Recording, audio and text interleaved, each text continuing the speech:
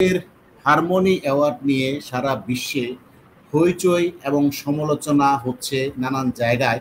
প্রথমে আমরা কি দেখলাম যে রাজা চার্লসের ফাউন্ডেশনের তালিকায় ইউনুসের কোনো নাম নাই। তো হঠাৎ করে ইউনুস যে হারমোনি অ্যাওয়ার্ডটা নিল, আমরা দেখলাম একটা রাজার স্বাক্ষরিত একটা চিঠি বাধাই করে দেওয়া, সে দৃশ্যটা আপনারা দেখেছেন। যাচ্ছে সে বিষয়ে। তার আগে মুক্তিবার্তা ৭১ আমেরিকা ভিত্তিক একটা পত্রিকা বলছে ২০ কোটি টাকা খরচ করে ইউনুস অ্যাওয়ার্ড কিনেছেন, অভিযোগ উঠেছে। পত্রিকার খবরে বলা হচ্ছে, দেখেন এখানে ইউনুসের ২০ কোটি টাকা খরচ করে ডক্টর ইউনুস অ্যাওয়ার্ড কিনেছেন। ২০ কোটি টাকা খরচ করে একটি বিতর্কিত আন্তর্জাতিক অ্যাওয়ার্ড কেনার অভিযোগ উঠেছে ডক্টর ইউনুসের বিরুদ্ধে। লবিস্ট চক্র ও বিদেশি স্বার্থে পরিচালিত এই চেষ্টার নেপথ্যে কি?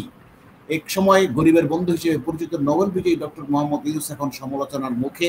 সর্বশেষ তথ্য অনুযায়ী তিনি ২০ কোটি টাকা ব্যয় করে একটি আন্তর্জাতিক অ্যাওয়ার্ড কিনেছেন, যা আদতে কোনো নিরপেক্ষ বা মর্যাদাপূর্ণ স্বীকৃতি নয়, বরং লবিস্ট চক্রের বাণিজ্যিক ফাঁদ। বিশ্লেষকরা বলছেন, এই তথাকথিত পুরস্কার অর্জনের পেছনে রয়েছে পরিকল্পিত প্রচার ও পিআর কৌশল। মূল উদ্দেশ্য আন্তর্জাতিক মহলে নিজেকে মানবতার প্রতীক হিসেবে পূর্ণ প্রতিষ্ঠা করা এবং বাংলাদেশের রাজনৈতিক উদ্দেশ্যে পুনঃ ব্যবহার করা। অ্যাওয়ার্ড নয়, এটি একটি লবিস্ট চুক্তির ফসল। অনুসন্ধানে জানা গেছে অ্যাওয়ার্ডটি এমন একটি প্ল্যাটফর্ম থাকে যেখানে কেবল নামমাত্র আবেদন নয়, মোটা অঙ্কের অংশগ্রহণ ফি দিলেই পুরস্কার পাওয়া যায়। এটা মূলত একটি প্রি প্যাকেজড পিআর প্রজেক্ট। এখানে অংশগ্রহণকারী নিজের অর্থ প্রদান করে নিজেকে পুরস্কৃত করায়। এই অ্যাওয়ার্ড আয়োজকরা পুরস্কার প্রাপ্তদের মধ্যে ইমেজ বিল্ডিং, ইউরোপীয় যোগাযোগ, এমনকি রাজার সঙ্গে ফটো সেশন প্যাকেজও যুক্ত রাখে। এতে অর্থ ব্যয় করলে পুরস্কার নিশ্চিত, আর বিশ্ব মিডিয়া হাইলাইট হওয়া সময়ের ব্যাপার মাত্র। ইউনুসের উদ্দেশ্য কি? নির্দিষ্টভাবে ডক্টর ইউনুস এই পুরস্কার কিনে মূলত নিচের লক্ষণগুলো অর্জন করতে চেয়েছেন। নিজেকে আবারও আন্তর্জাতিক নায়কের আসনে বসানো, পশ্চিমা শক্তিগুলোর দৃষ্টি আকর্ষণ, বাংলাদেশের রাজনৈতিক মার্কেটিং, বিবেচনাধীন মামলাগুলো থেকে মানবিক প্রতিচ্ছবির মাধ্যমে সহানুভূতি অর্জন, নৈতিক ও জনবিচ্ছিন্নতার ইঙ্গিত। যখন বাংলাদেশে নৈতিক চ্যালেঞ্জের মোকাবেলা করছে, মানুষ পণ্য সামগ্রীর উচ্চমূল্য, বেকারত্ব কষ্ট পাচ্ছে, তখন একটি বিতর্কিত ব্যক্তির নিজের স্বার্থে ২০ কোটি টাকা ব্যয় করেছেন বিদেশি প্রচারণায়। এই শুধু নৈতিক বিচ্যুতি নয়, বরং জাতিসংঘে প্রতারণার সামিল। একটা বিষয় প্রিয় দর্শক আপনাদেরকে একটু জানাই, সেটা হলো দেখেন যে পুরস্কার অ্যাওয়ার্ড অনুষ্ঠানের প্রোগ্রামে ইউনুস কি করছে দেখেন। এখানে কিন্তু কোনো বিখ্যাত ব্যক্তি এই পুরস্কারটা নিতে যায়নি। এটা হলো একটা হারমোনি অ্যাওয়ার্ড। সাধারণত বিশ্বের ধনকুবেরদের ব্যক্তিগত এনজিও থাকে, সেখানে ফাউন্ডেশনে নামে এনজিও থাকে, সেখানে ডোনেশন দেওয়া ব্যবস্থা থাকে। ডোনেশন দিলেই আপনি এমন একটা পুরস্কার পাবেন। এটা একটা নগণ্য তুচ্ছ একটা পুরস্কার। তারপরেও দেখি ইউনুস অখ্যাত ব্যক্তিদের সাথে লাইনে দাঁড়িয়ে আছে একজন রাষ্ট্রপ্রধান হয়েও।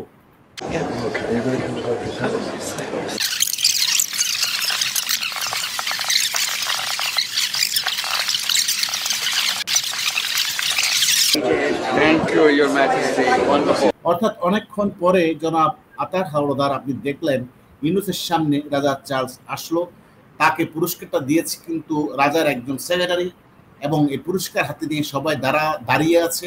একে একে সবার সাথে কথা বলছেন রাজা। অনেকক্ষণ পরে তার সিরিয়ালটা আসলো।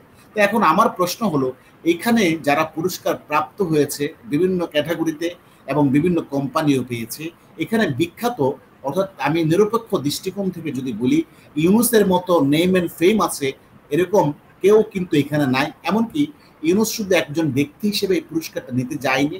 বাংলাদেশের তিনি এখন যে করে হোক, অবৈধভাবে হোক, প্রধান উপদেষ্টার পদটি দখল করে আছে। তো সেখানে এরকম সাধারণ মানুষের সাথে লাইনে দাঁড়িয়ে এই পুরস্কারটা, অখ্যাত একটা পুরস্কার নেওয়াটা বাংলাদেশের জন্য কত অমর্যাদাকর, কত হানিকর, এটা আশা করি বাংলাদেশের মানুষ যাদের বিন্দুমাত্র কমন সেন্স আছে তারা বুঝতে পারবে যে এই পুরস্কারটা কি। আর এই পুরস্কারটা আপনারা যদি ফাউন্ডেশনে যেয়ে দেখেন, সেখানে ডোনেশনের ব্যবস্থা আছে, যেমনটা পত্রিকাটি বলছে। এখানে প্যাকেজ সহ রাজার সাথে ছবি তুলতে পারবেন, পুরস্কার নিতে পারবেন একটা বড় অঙ্কের ডোনেশন দিলে। তো আতার সাহেব, আপনি আমার সাথে যুক্ত আছেন, আপনাকে প্রশ্ন করব প্রথমে। আপনি ইতিমধ্যে জুলকার নাইনের একটা স্ট্যাটাস দেখেছেন, তিনি হোটেলের বিলটা উপস্থাপন করেছে। সেখানে তিনি বলেছেন যে বাংলাদেশি টাকায় ৩.৫ কোটি টাকা বিল দিয়েছে হোটেলের। সেটা কি শুধু এই পুরস্কার আনার জন্য, তার ব্যক্তিগত কাজের জন্য বাংলাদেশের গরিব মানুষ এই টাকা খরচ করেছে? হ্যাঁ, দেখেন এখন পুরো জিনিসটা হচ্ছে ইউনূস যে বাংলাদেশের টোটালি ব্যর্থ, এই ব্যর্থতাটাকে পশ্চিমা বিশ্বের কাছে ঢাকার জন্য সে একটা প্রক্রিয়া বেছে নিচ্ছে এবং এই প্রক্রিয়াটা হলো এই পুরস্কারটা পাওয়ার মাধ্যমে সে একটা তার ইমেজ তৈরি করার চেষ্টা করছে। কিন্তু আপনি দেখেন পুরো সফরটাই ছিল ব্যক্তিগত, এবং আপনি এই যে জুলকার নাম যেটা প্রকাশ করে দিল প্রায় 3.5 কোটি টাকা হোটেলের বিল দিয়েছেন, তো সরকারি সফরে যদি সে যায় এটা তো ব্রিটিশ সরকার বিয়ার করবে, ঠিক না? আর তার এই হারমোনি পুরস্কার এমন কি বাংলাদেশের জন্য বয়ে নিয়ে আসবে, কত ডলার নিয়ে আসবে, কত পাউন্ড নিয়ে আসবে, সেটা আপনি দেখেন যে আমি 3.5 কোটি টাকা খরচ করে কেন আমি শুধু হোটেলের বিল 3.5 কোটি টাকা, এই কেন আমি হারমোনি পুরস্কার আনতে গেলাম বাংলাদেশের টাকা অপচয় করে, সেটা আপনি জানেন। তারপরে এই যে পুরস্কারটা, পুরোটা পুরস্কারটাই সে নিয়েছে একটা অর্থ ডোনেশনের বিনিময়, এটা আজকে আমরা জানতে পারছি বা শুনতে পাচ্ছি, দেখতেছি। এইটা যদি হয় এই ইমেজ ক্রিয়েট করার জন্য, যেখানে তার দেশের জন্য কাজ করার কথা ছিল সেখানে দেশের জন্য কাজ না করে কন্টিনিউ দেশের কিভাবে মারা দেওয়া যায়, দেশকে কিভাবে ধ্বংস করা যায় সেই প্রক্রিয়াতে কিন্তু সে ব্যস্ত আছে, কন্টিনিউ সে ব্যস্ত আছে। তার মানে তাদের উদ্দেশ্য হচ্ছে লুটপাট, লুটপাট এবং লুটপাট, আর হচ্ছে নিজের ইমেজকে ফুটিয়ে তোলা যে আমি কন হনুরে বা, ঠিক আছে, এরকম করে দেশের জনগণকে আসলে দেশের মানুষের মন পাওয়া যায় না, দেশের গণশত্রু হিসাবে পরিগণিত। আরেকটা প্রশ্ন আপনার কাছে, এই যে বাংলাদেশি 3.5 কোটি টাকা হোটেলের বিল দিয়েছে, বিমানের খরচ, খাওয়ার আরো অনেক খরচ বাকি আছে, তাতে করে ইউনূস বাংলাদেশের জন্য কোনো চুক্তি কি সম্পাদন হয়েছে বা বাইলেটার কোনো সরকারের সাথে আলোচনা হয়েছে?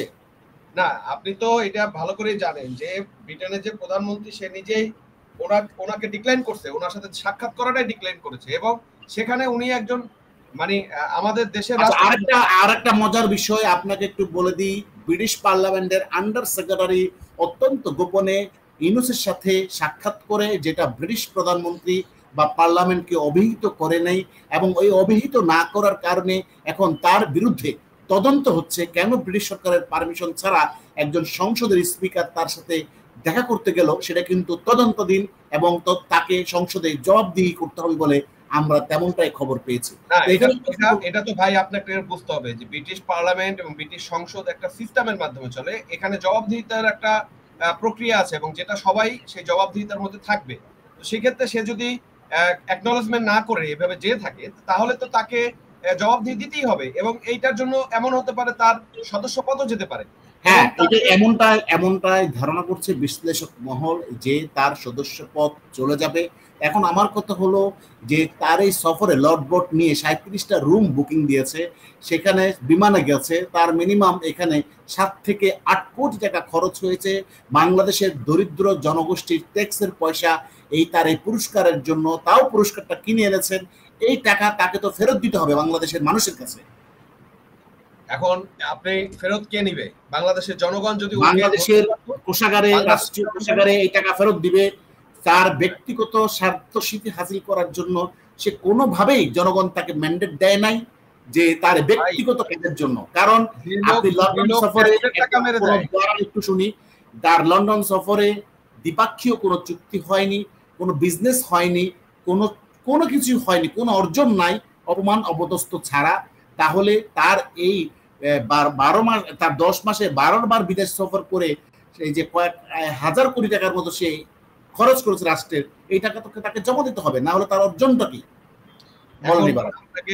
আপনি প্রশ্ন করেছেন, আমি আপনাকে প্রশ্ন করি যে যে লোক নিজের ব্যক্তিগত আয়কর রিটার্ন বা ট্যাক্সের টাকা জমা দেয় না সেই টাকা সে মেরে দেয় এবং তার প্রতিষ্ঠানকে ট্যাক্স মুক্ত করে দেয় এবং তার নোবেল পুরস্কারকে ট্যাক্স মুক্ত করে দেয়, অথচ প্রবাসীরা যে রেমিটেন্স পাঠাবে সেটার উপরে 10% ট্যাক্স বসায়, সেই লোক এই দেশের জন্য কি করবে, কিভাবে টাকা ফেরত দিবে? সেই টাকা ফেরত এই দেশের জনগণের উচিত হচ্ছে ঘাড় ধরে ওকে আটকিয়ে এবং সমস্ত টাকা পয়সা আদায় করে তারপরে পাছা লাথি দিয়ে পাঠিয়ে দেওয়া। ধন্যবাদ আপনাকে সাথে থাকার জন্য। দর্শক আপনাদেরকেও ধন্যবাদ।